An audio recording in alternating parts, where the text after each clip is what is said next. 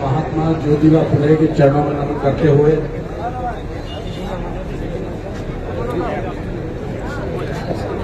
Hello hello hello Mahatma Jyotiba Phule के चरणों में नमन करते हुए आज यहाँ पर उपस्थित मेरे सभी पिता बुजुर्गों, माताओं, बहनों और मेरे सभी कर्मठ युवा साथियों, आप सभी को मेरी राम राम। आज इस होली मिलन के पवित्र अवसर पर सबसे पहले तो मैं धन्यवाद देता हूं इस प्रोग्राम को इतने व्यवस्थित तरीके से ऑर्गेनाइज करने वाले सभी साथियों को कि आप लोगों ने बहुत मेहनत की है। और उससे भी ज्यादा मैं धन्यवाद देता हूं अपनी सभी जनता जनार्दन का, अपने बुजुर्गों का, कि हम सभी किसान परिवार से आते हैं और खेती बाड़ी का काम चल रहा है। ऐसी स्थिति में आप लोगों ने समय निकाला अपने बेटे के लिए, उसके लिए बहुत बहुत धन्यवाद। और मैं धन्यवाद देना चाहता हूं इस बात के लिए कि मेरी अनुपस्थिति में धौलपुर तो मेरे साथ था ही, लेकिन बाड़ी के लोग भी मेरे लिए कभी भी पीछे नहीं रहे। इसके लिए मैं आपके लिए कोट कोट आभार व्यक्त करता हूं। आपको जब भी बुलाया गया, जब भी आपको मैसेज दिया गया, मेरी अनुपस्थिति में आप लोगों ने अपनी पूरी भूमिका निभाई है। और उसी की बदौलत आज धौलपुर की चारों विधानसभाओं के लोगों की बदौलत आज आप लोगों का झंडा बुलंद है। तो मैं आप सभी लोगों का आभार व्यक्त करता हूं कि आप लोगों ने जिस तरह से मुझे अपना बेटा समझ के, अपना बच्चा समझ के, और जो समाज की भूमिका होनी चाहिए थी वो पूरी ईमानदारी से निभाई है। और इसीलिए आज कुशवाहा समाज का परचम अच्छे तरीके से लहरा रहा है। तो मैं कोट कोट धन्यवाद देता हूं। और अपनी बात करने से पहले एक बात जरूर कहूंगा कि धौलपुर में अगर आप राजनीति करते हो तो राजनीति को अच्छे से समझना होता है, तभी आप राजनीति कर सकते हैं किसी भी क्षेत्र में। अगर आप कोई भी क्षेत्र में काम करते हैं, अगर आपको उसकी नॉलेज नहीं होगी, उसके हर पहलू की जानकारी नहीं होगी, तो आप उस क्षेत्र में सफल नहीं हो सकते।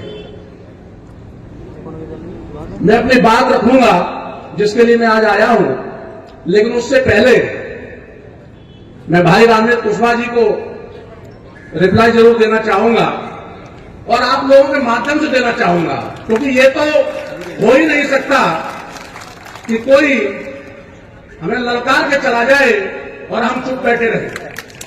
तो आपको पूरा जवाब मिलेगा और तमीज के साथ मिलेगा और सत्यता के साथ मिलेगा और सबूत के साथ मिलेगा। मैं आप लोगों से एक चीज पूछना चाहता हूं, खासतौर पर युवाओं से, कि जब भी हमारा चुनाव होता है या कोई भी फंक्शन होता है, आप सभी लोगों को कैसे पता चलता है? आप फेसबुक पर देखते हैं, यूट्यूब पर देखते हैं, व्हाट्सएप ग्रुप पर देखते हैं। जब चुनाव प्रचार शुरू होता है, जब चुनाव प्रचार शुरू होता है तो आप लोगों को पता चलता है ना कि विधायक शोभा रानी के साथ में कौन कौन चल रहा है। पता चलता है कि नहीं चलता है? चलता है ना। मैं रामेश जी आपकी एक ही बात का केवल जवाब दूंगा और उसी में सब लोग समझ जाएंगे और आप भी समझ जाएंगे। आप अपने मां बाप की कसम कहकर बता दो कि आप शोभा रानी कुशवाहा के चुनाव में कितने दिन धौलपुर विधानसभा में घूमे। एक मुझे फोटो बता दो। और अगर नहीं है तो आपको तो अधिकार ही नहीं बनता कि मुझे आप सलाह दो। कौन हो तुम सलाह देने वाले भाई? आपको अगर कोई बात रखनी थी, आप बैठ जाइए, आप बैठ जाइए, अब आप बैठ जाइए। केवल सुनिए मेरी, केवल मेरी सुनिए। आपने जो कहना था कह लिया, अब मैं बोलूंगा केवल आप सुनेंगे। तो आप खुद देखिएगा फेसबुक के फोटो आज भी पड़े होंगे। मैं झूठ बोल सकता हूं, कोई और झूठ बोल सकता है, लेकिन सबूत झूठ नहीं बोलता। फेसबुक की आईडी चेक कीजिए, जितने भी दिन प्रचार प्रसार हुआ है, कौन से गांव में कितनी जगहों पर कौन कौन व्यक्ति कुशवाहा समाज की लाज बचाने के लिए लड़े थे, ये आपको पता चल जाएगा। दूसरी चीज, रही बात गुमराह होने की, तो मैंने कभी भी ना 7 तारीख को किसी का नाम लिया और ना पहले किसी सभा में ऐसा नाम लिया कि कोई व्यक्तिगत किसी का नाम लिया हो। मैंने जो कहा वो आज भी कहता हूं कि मेरे उन गुमराह भाइयों को मेरा ये कहना है, मैंने उस दिन भी मीटिंग में यही कहा था कि मेरे अगर कुछ समाज के गुमराह भाई हैं, जो लोग गुमराह होकर के अपनी ही समाज का सत्यानाश करने में तुले हुए हैं, तो उसमें भाई मैंने बुरा क्या कह दिया? अगर गुमराह नहीं है तो ये डॉक्टर शिवचरण कैसे आ गया मेरे सामने? कोई जवाब देगा इस बात का? मेरे ही साहब को मेरे सामने कैसे खड़ा कर दिया? ये कोठी और महलों का कमाल था, और उन कोठी और महलों के जो चमचे थे वही गुमराह लोग हैं। अगर वो चमचे नहीं हैं तो भाई के साथ खड़े होते और डॉक्टर शिवचरण कुशवाहा को समझाने का काम करते। क्या समझाया आपने जाकर के? कितने लोगों को इकट्ठा किया कि उसको समझा सके? क्या कोई व्यक्ति किसी की औकात समाज से बढ़कर हो सकती है क्या? नहीं हो सकती। कोई भी व्यक्ति, चाहे वीर कुशवाहा हो या कोई भी इंसान हो, घर से बाहर नहीं निकल सकता है। समाज की वो ताकत होती है, वो एकता होती है। लेकिन हमारे कुछ गुमराह लोग, इसी तरह के गुमराह लोग केवल जो अपना उल्लू सीधा करने के लिए, इनको खुद नहीं पता होता कि हम क्या कर रहे हैं, केवल कोठी और महिलाओं के कहने पर उनकी आवाज बन के आपके सामने आते हैं। उनकी आवाज बन के अपने अंतरात्मा में क्या है वो सामने नहीं रखेंगे। वो क्या कहलवाना चाह रहे हैं वो आपके सामने कहना चाहेंगे। तो इसलिए मैं आपको यह कहना चाहता हूं कि कौन हितैषी है और कौन नहीं है, ये जनता पूरी तरीके से जानती है। मैंने क्या किया है, क्या नहीं किया है, ये जनता तय करेगी, मेरा समाज तय करेगा, आप तय नहीं करोगे। इसलिए मैं इन चीजों पर ज्यादा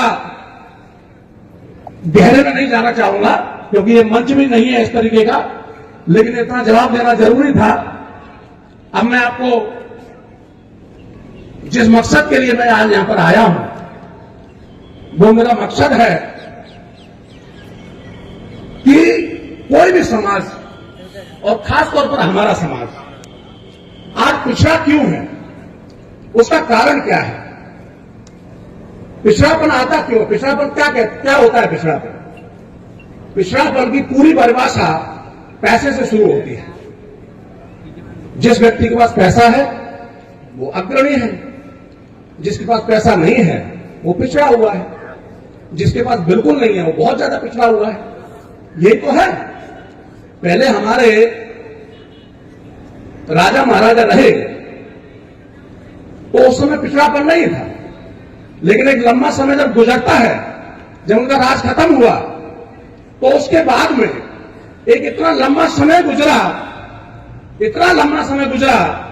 कि हमारे लोगों को जिस क्षेत्र में काम करना चाहिए था, उस क्षेत्र में हमारे नेता लोग थोड़ा सा काम नहीं कर पाए, और वो क्षेत्र था व्यापार का। सम्राट अशोक के कार्यकाल में समाज के लिए व्यापार को सबसे आगे किया गया था, इसलिए उस समय हमारा साम्राज्य कायम हुआ। आज की डेट में हम व्यापार में कहीं लगते ही नहीं। आपने किसी उद्योगपति का नाम सुना है कुशवाहा समाज में? ढूंढे नहीं मिलेगा। जो कम से कम 100 करोड़ रुपए महीने का टर्नओवर करता हो या साल भर में भी करता हो, ढूंढे नहीं मिलेगा। और अन्य समाजों के अंदर भरे पड़े हुए हैं। तो हमारी यहां पर भाषण देने की कोई इच्छा नहीं है, लेकिन लोगों को समझाना तो पड़ेगा भाई कि रास्ता क्या है, किस रास्ते से चल के जाना है। समस्या यह है कि हमें पता ही नहीं होता। बिजनेस करने के लिए पैसे की जरूरत नहीं होती भाई। मेरे पिताजी ने मुझे लाखों करोड़ों रुपए नहीं दिए थे। मेरे पिताजी से पूछ लेने जाकर के, मुझे लाख रुपए भी नहीं दिए बिजनेस करने के लिए, लाख तो छोड़ो 10,000 भी नहीं दिए बिजनेस करने के लिए। अब आप सोचोगे तो फिर कैसे मैं बिजनेसमैन बन गया? यही तो मैं समझाना चाह रहा हूं आपको। कोई आपको 10 लाख भी दे दे, आपके बुजुर्ग, मैं अभी युवाओं को बोल रहा हूं, अगर आप अपने घर वालों से बोल करके 10-20 लाख खेत बेच करके आपको दे भी दें, तो क्या आप उससे बिजनेसमैन बन जाओगे? कभी जिंदगी में नहीं बन सकते। आप उसको लौटा करके घर आ जाओगे पापा के सामने और रोओगे कि पापा मैं तो खेत और दूंगा बेटा, मेरे हाथ तो कुछ नहीं लगा। क्यों? क्योंकि बिना जानकारी के, बिना एजुकेशन के, जिस क्षेत्र में आपको जानकारी नहीं है उस क्षेत्र में कूदोगे तो क्या हाल होगा? जैसे डॉक्टर शिवचंद्र कुशवाहा का हुआ है। जिस क्षेत्र की जानकारी नहीं होगी उसमें सिवाय बर्बादी के दूसरा काम नहीं होगा। इसलिए मैं युवाओं से कहना चाहता हूं कि मेरी मुहिम में 3 महत्वपूर्ण बिंदु हैं और उसमें सबसे पहला बिंदु मैंने रखा है व्यापार का। व्यापार के लिए जब तक हम लोग पूरे समर्पण के साथ में आगे नहीं आएंगे, एक माहौल क्रिएट नहीं करेंगे, तब तक हमारा भला नहीं हो सकता है। और मैं ये कहता हूं कि व्यापार के लिए आपको ढेर सारे पैसे नहीं चाहिए, व्यापार के लिए आपको सोच चाहिए, एक ड्रीम चाहिए। ड्रीम क्या होता है? एक सपना क्या होता है? एक लक्ष्य क्या होता है? आपको पहले समझना पड़ेगा। लक्ष्य वो होता है कि जिस दिन आप ये डिसाइड कर लेते हो कि मुझे तो बाड़ी के अंदर सबसे अच्छे नंबर की, सबसे बेहतरीन कोठी बनानी है अपने जीवन में। मेरे किसी युवा ने सोचा कि मुझे बाड़ी के अंदर, बाड़ी में जितनी भी कोठी है उनसे भी अच्छी कोठी बनानी है। तो ये क्या हुआ मेरे युवा का? ये सपना हुआ। तो जिस दिन ये युवा इस बात को अपने दिल में उतार लेगा कि मुझे हर हालत में बाड़ी के अंदर बाड़ी की सबसे बेहतरीन कोठी बनानी है, तो उस दिन से इसका दिमाग काम करना शुरू कर देगा। इससे पूछेगा कि अब तू बोल तो आया कि बाड़ी के अंदर बहुत बड़ी कोठी बनानी है, लेकिन अब ये बनेगी कैसे? तो उसके लिए इसका दिमाग चलना शुरू होगा। कहां से चलना शुरू होगा? जब इसने सपना अपने दिमाग में डाला। अगर इसके दिमाग में कोई सपना ही नहीं है, अगर आपको कोई शिकार दिख नहीं रहा और आप गोली चलाए जा रहे हो, चलाए जा रहे हो, चलाए जा रहे हो, चलाए जा रहे हो, चलाए जा रहे हो, शिकार हाथ आएगा आपके? नहीं आएगा। जब तक शिकार दिखेगा नहीं और उस पर निशाना नहीं लगाओगे, तब तक शिकार हाथ में नहीं आएगा। तो पहला उद्देश्य क्या है? पहला महत्वपूर्ण बात क्या है युवाओं के लिए? कि पहले आप अपने दिल में और दिमाग में एक सपने का जन्म तो करो। सबसे पहले हमें एक सपना अपने दिमाग में लेना पड़ेगा कि मुझे अपने जीवन में एक बेहतरीन घर बनाना है, मुझे अपने जीवन में एक उद्योगपति बनना है, मुझे अपने जीवन में समाज के लिए कुछ बड़ा काम करना है, मुझे अपने जीवन में एमएलए बनना है, मंत्री बनना है, मुख्यमंत्री बनना है, प्रधानमंत्री बनना है, या और भी जो भी आप सपना देख सकते हो जिसको पूरा किया जा सकता है। लेकिन सपना ऐसा होना चाहिए जिसमें वास्तविकता हो। हवा में पी करके सपना देखने का कोई मतलब नहीं। ऐसा नहीं कि मुझे तो ऐश्वर्या राय से शादी करनी है, मेरा सपना है, तो ऐसा वाला ऐसे नहीं मिलेगा क्योंकि उसकी शादी हो चुकी। तो सपना ऐसा होना चाहिए जिसमें वास्तविकता हो कि आपको कोठी नंबर 1 बनानी है, तो ये वास्तविकता है, आप बना सकते हो। आप उसका पीछा करेंगे प्रॉपर तरीके से तो क्या होगा?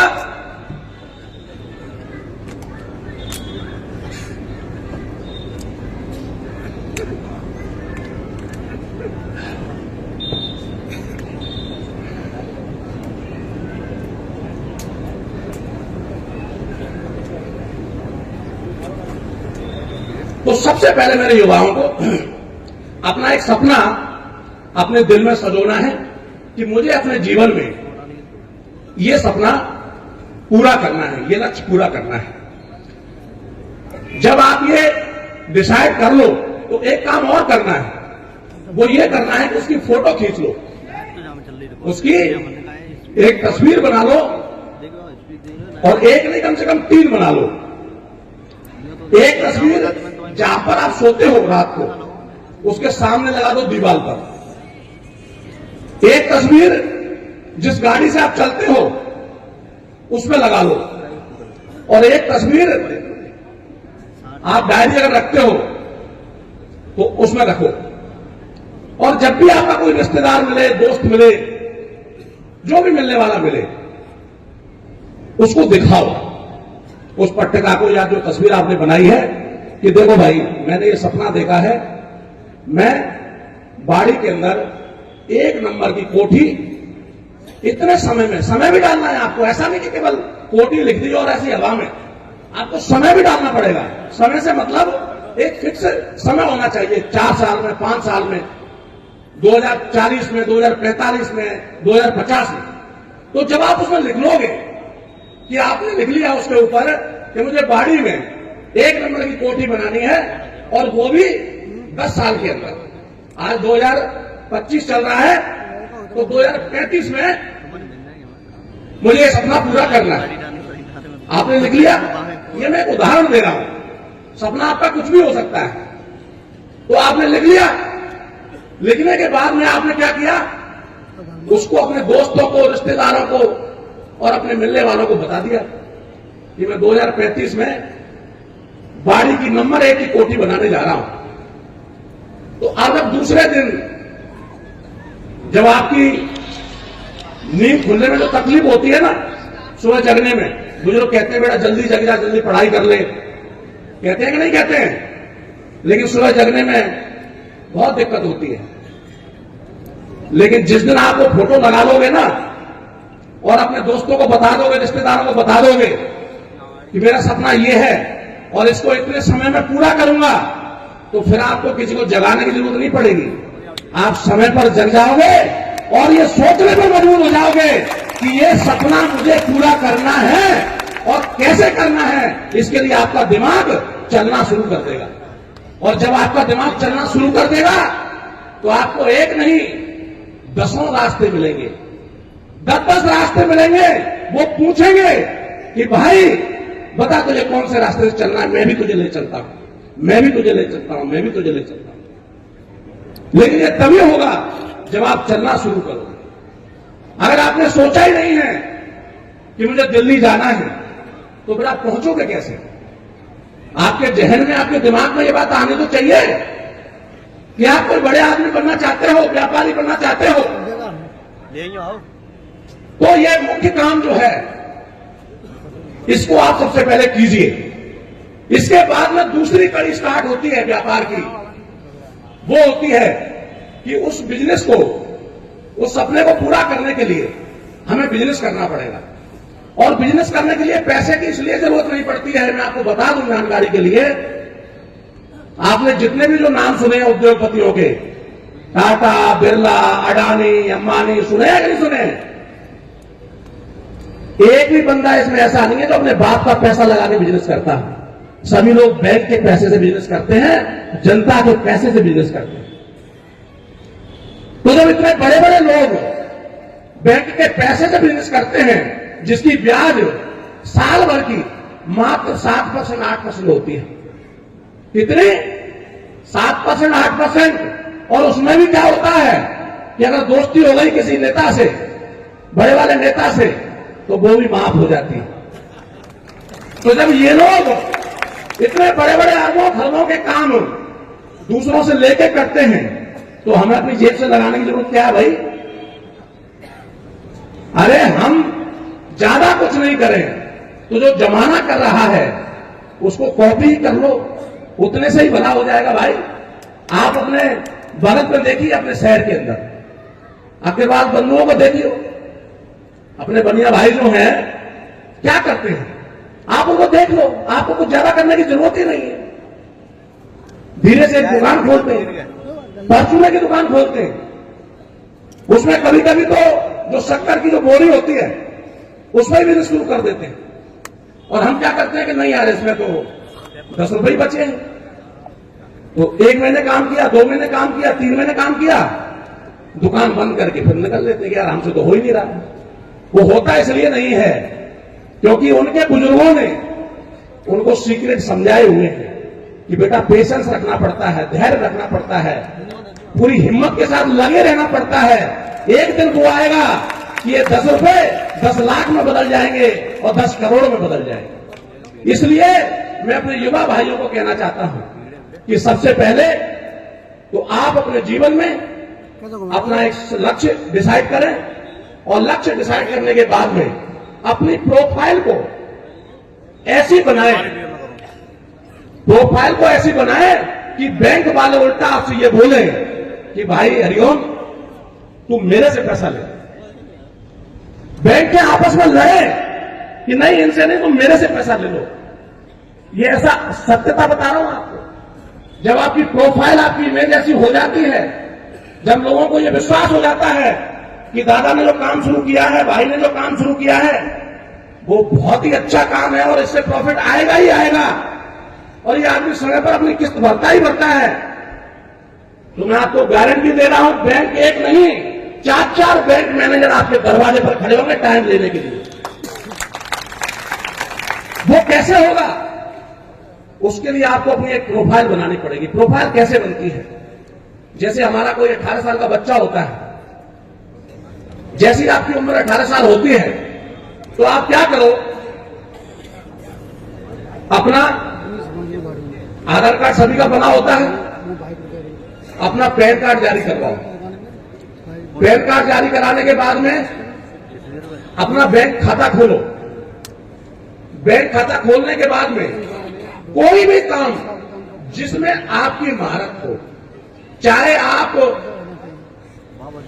समोसे बेचने का काम करो, अगर आपको ऐसा लगता है कि आप समोसे बहुत अच्छे बना लेते हो और लोगों को पसंद आएंगे, तो आप उस काम को अपना बिजनेस बना सकते हैं। ये कोई जरूरी नहीं है कि आप बड़ी बड़ी फैक्ट्री खोल के स्टार्ट करो। आप पहले अपनी शुरुआत करो जीरो से। आपने समोसे बेचने का ही काम शुरू किया, एक उदाहरण के तौर पर, तो क्या होगा? शुरुआत में आपको थोड़ी सी तकलीफ होगी। ये आपको ही नहीं होती है, ये संसार के हर बिजनेसमैन को होती है। ऐसा कोई बिजनेसमैन नहीं हुआ आज तक धरती पर जो कभी फेल नहीं हुआ हो या उसको नुकसान नहीं हुआ।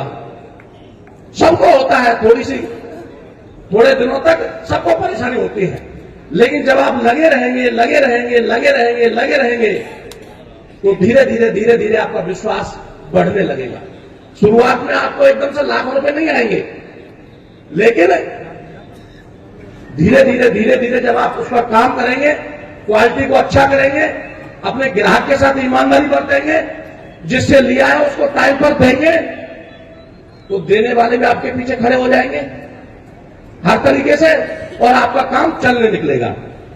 तो जब धीरे धीरे आपका काम शुरू होगा तो शुरुआत में आप महीने में कितने कमाओगे?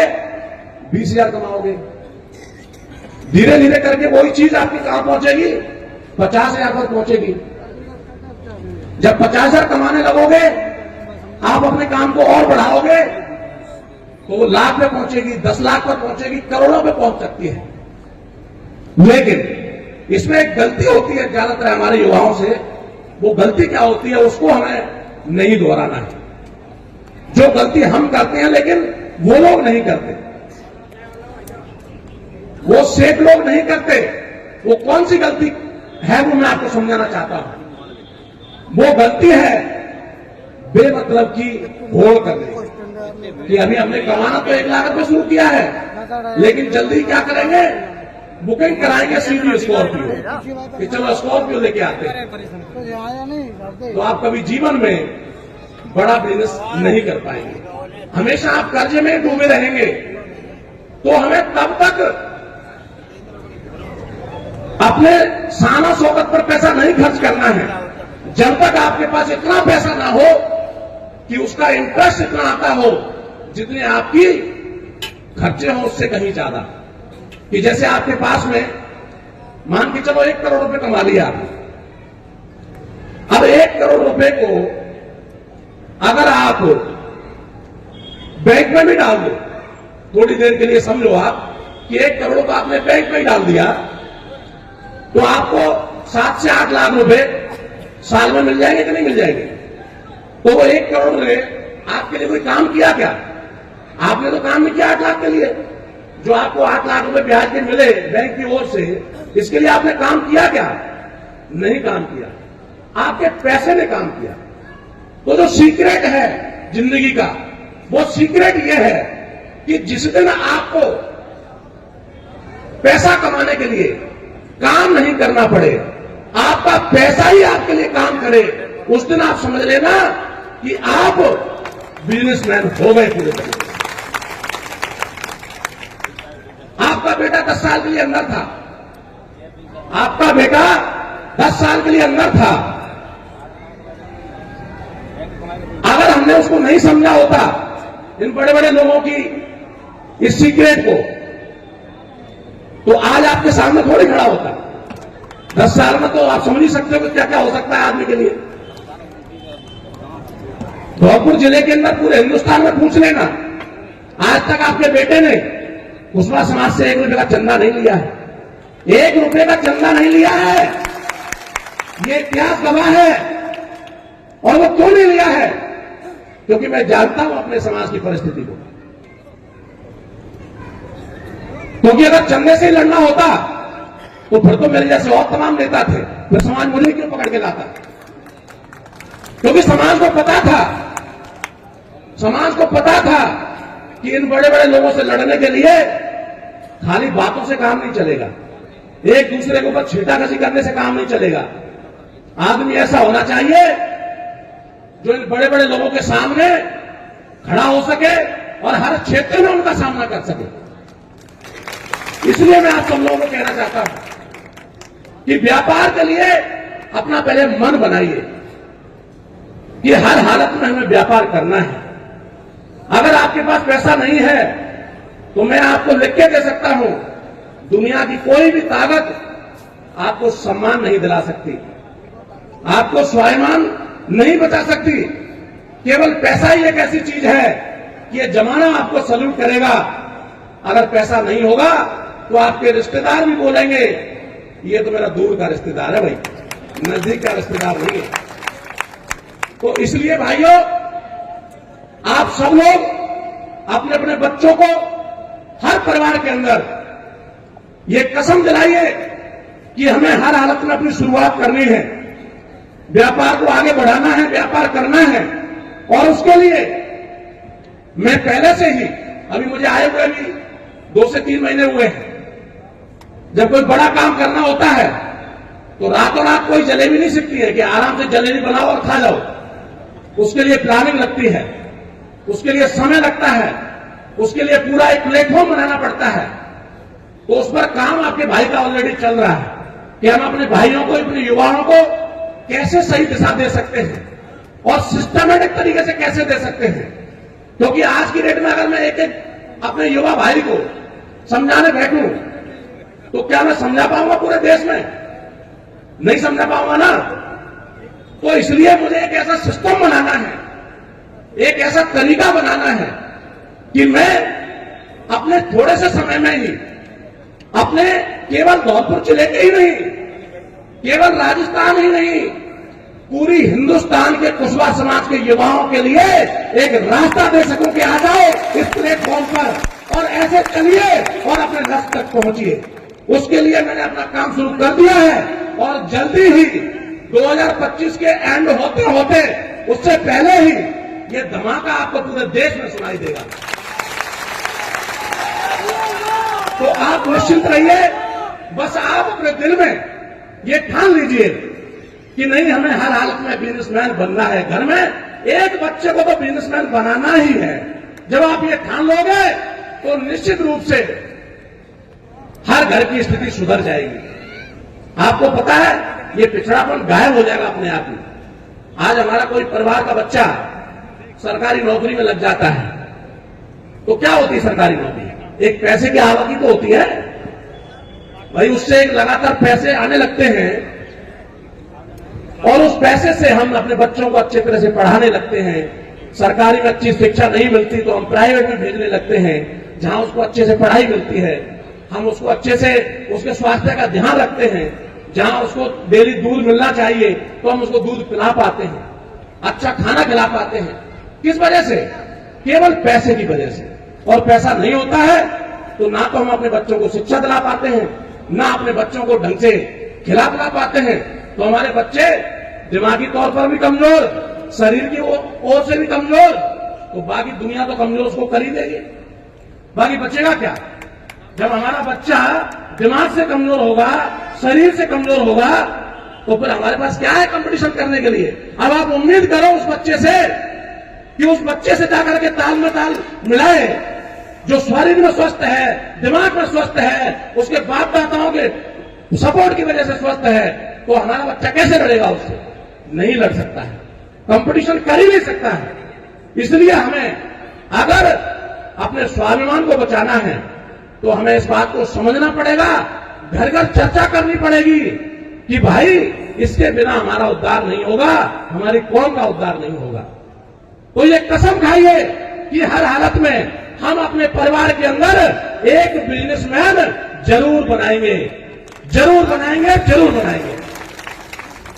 दूसरी चीज आती है शिक्षा की। शिक्षा केवल स्कूल ही नहीं होती। स्कूल में जो शिक्षा लेते हैं वो तो है ही, वो तो अपने को दिलानी ही है, क्योंकि जो टारगेट आप 10 साल में पूरा करेंगे बिना शिक्षा के, अगर आप शिक्षित हैं, हमारा बच्चा अगर शिक्षित है, पढ़ा लिखा है, दुनिया देखी है उसने, तो उसको जमाने की समझ आ जाएगी। तो जो काम 10 साल में होना होगा वो काम 5 साल में हो जाएगा। तो इसलिए शिक्षा हमारे जीवन में बहुत जरूरी है। जो व्यक्ति शिक्षित हो जाता है, जो बच्चा शिक्षित हो जाता है, उसको आपको बहुत ज्यादा धक्का देने की जरूरत नहीं पड़ेगी, उसको बहुत ज्यादा सपोर्ट की जरूरत नहीं पड़ेगी, क्योंकि वो व्यक्ति, वो बच्चा